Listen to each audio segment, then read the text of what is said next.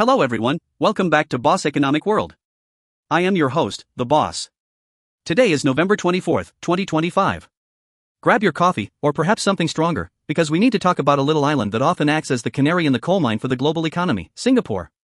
Now, if you've been following the mainstream financial news, you've probably been lulled into a sweet, warm coma. The narrative for the last 6 months has been the soft landing is here, inflation is dead, and central bankers are geniuses. You've seen the headlines. The Fed is high-fiving the ECB, and everyone is patting themselves on the back for taming the post-pandemic inflation monster. But today, ladies and gentlemen, Singapore just walked into the room, flipped the table, and shouted, "Not so fast." We just got the inflation data for October 2025 from the Lion City, and let me tell you, the numbers are not just beats or misses, they are a wake-up call. Singapore's key inflation gauge didn't just tick up, it accelerated at a pace that makes a Ferrari look like a bicycle. Today, we are going to peel back the layers of this onion. We are going to look at why the experts got it wrong again, what this means for the global reflation trade, and why your wallet might be in for another round of slimming exercises just when you thought it was safe to go back to the mall. Let's look at the cold, hard numbers released by the Department of Statistics Singapore this Monday. The core inflation rate, this is the number the government cares about, the one that strips out the volatile stuff like private transport and accommodation, came in at 1.2% year-on-year. Now, you might be sitting there thinking, "Boss, 1.2%? That's peanuts." Back in 2022, we were looking at 5%. Context, my friends, is everything. First, look at the trend. In September, core inflation was sitting at a sleepy 0.4%. The consensus estimate from the geniuses at Bloomberg, who, by the way, are paid millions to gaze into crystal balls, was 0.7%. The actual number was 1.2%. That is a triple-fold jump from the previous month. It is nearly double the expectation. In the world of statistics, this isn't a fluctuation, this is a violent repricing of reality. This is the strongest reading since December 2024, when it hit 1.7%. The overall inflation rate also clocked in at 1.2%, beating the forecast of 0.9%. So, what happened? Did a cargo ship full of cheap goods sink? Did the price of oil skyrocket overnight? No. This is something much more interesting. This is about demand. Let's analyze the components that drove this surge. The report highlights 3 main culprits: clothing and footwear, healthcare, and recreation. This tells a fascinating story about human psychology in late 2025. 1. Clothing and footwear. For the last 2 years, we've seen a deflationary trend in goods. China was exporting deflation, and supply chains were unclogged. Prices were dropping. But suddenly, prices are jumping. Why? Because the Singaporean consumer, and by proxy, the global consumer, is done with good enough. We are seeing a resurgence in high-end retail demand. The shine effect of ultra-cheap goods is waning as the middle class in Asia pivots back to quality and brand equity. When clothing prices rise in a trade hub like Singapore, it signals that retailers have regained pricing power. They are passing on costs, and you, the consumer, are paying them without blinking. 2. Healthcare. This is the scary one. Healthcare inflation is structural. It's not about the price of cotton or oil, it's about wages, technology, and an aging population. Singapore has one of the fastest aging populations in Asia. A spike in healthcare costs indicates that the service sector, the stickiest part of inflation, is heating up. You cannot fix healthcare inflation with interest rates. You can't hike rates and make people stop getting sick. This 1.2% core number is being propped up by services, which means it's going to be very hard to bring back down to that 0.5% target. 3. Recreation. Prices for recreation rose for the first time since last December. This is the return of the experience economy. After a quiet 2024 where everyone tightened their belts fearing a recession that never really came, 2025 has become the year of why not. Concerts, travel, entertainment, the demand is back. And when demand outstrips supply in the service sector, prices go up. This is classic demand pull inflation. Now, here is the most critical piece of the puzzle. You cannot view inflation in a vacuum. You have to look at growth. Last week, figures showed that Singapore's economy expanded at a faster than expected pace. The government nearly doubled its estimates for 2025 GDP growth to around 4%. Let's pause for a second. For a developed, mature economy like Singapore, 4% growth is massive. It is scorching hot. The US dreams of 4%. Europe would kill for 2%. This explains the inflation. The economy is running hot. The labor market is tight. People have jobs, wages are rising, and businesses are expanding. When you have 4% growth, you cannot expect 0% inflation. It's economically impossible unless you have a magical productivity boom, specifically AI-driven, which we are seeing, but clearly, the demand side is outpacing the supply side efficiency gains. This puts the bosses at the Monetary Authority of Singapore in a very awkward position. Let's talk about the Monetary Authority of Singapore. Unlike the Fed or the ECB, Singapore does not use interest rates to manage the economy. They are a small, open economy, so they use the exchange rate. Think of it this way. The Fed uses a thermostat to heat or cool the house. The MAS uses the windows. If it gets too hot, they open the window to let cool air in. In October, just last month, the MAS left their monetary policy unchanged.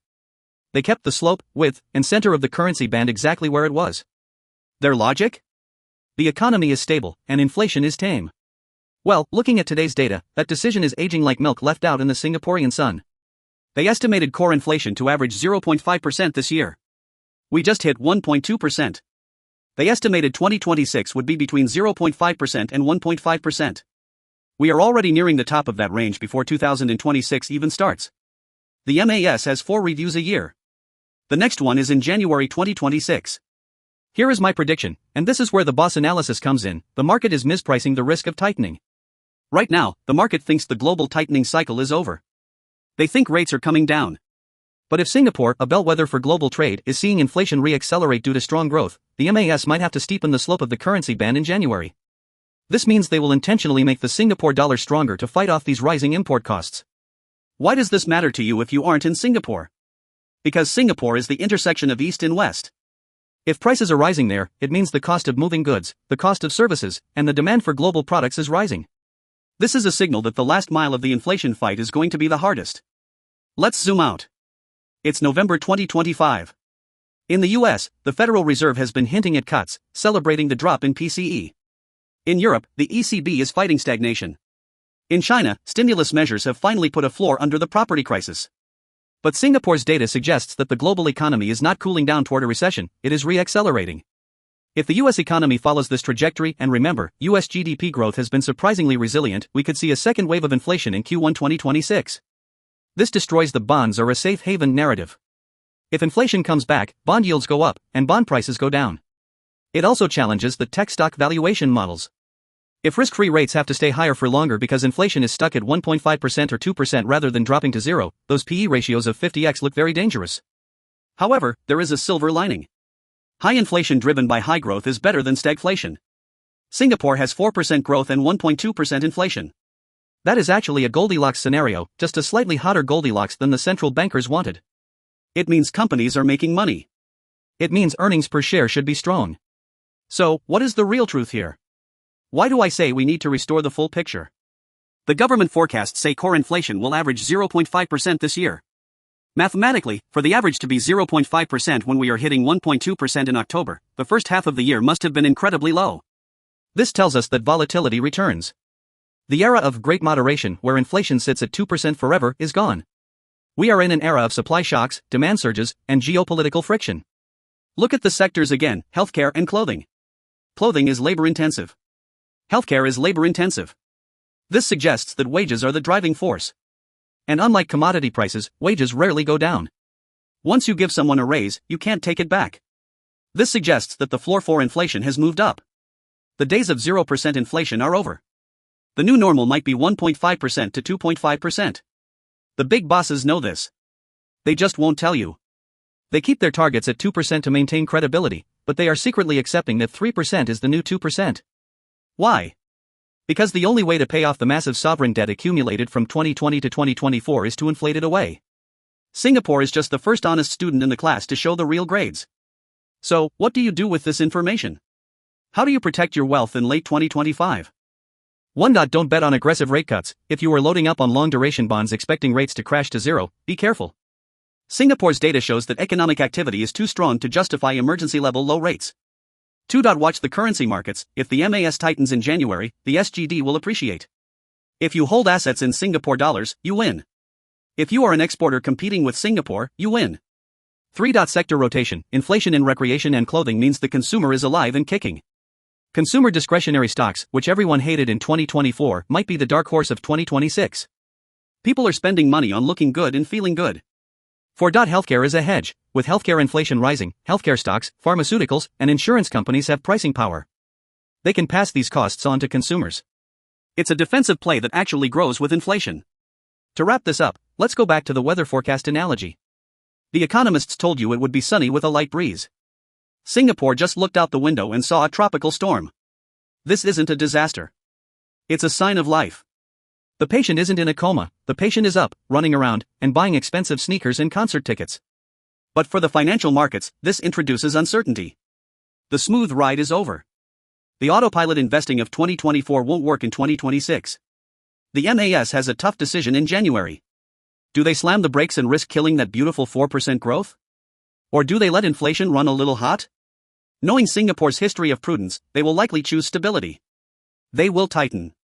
They will choose a strong currency over high prices. So, keep your eyes on the Lion City. It roared today. And when the lion roars, the rest of the jungle better listen. I'm the boss, and this is the truth behind the numbers. If you like this analysis, smash that like button, subscribe so you don't miss the next financial storm warning, and leave a comment below. Are you feeling the inflation in your daily life, or is this just a statistical ghost? I'll see you in the next episode. Stay sharp.